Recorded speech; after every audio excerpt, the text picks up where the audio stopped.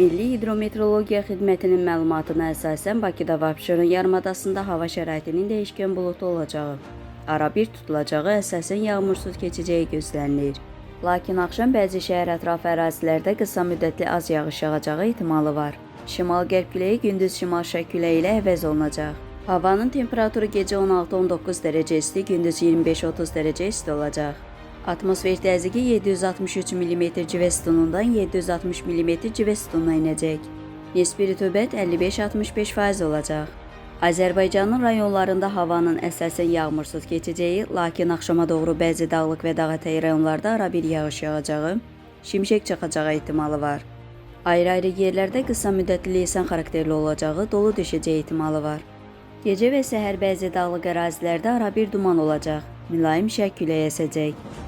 Havanın temperaturu gecə 15-20 dərəcə isti, gündüz 27-32 dərəcə isti, dağlarda gecə 5-10 dərəcə isti, gündüz 15-20 dərəcə isti olacaq.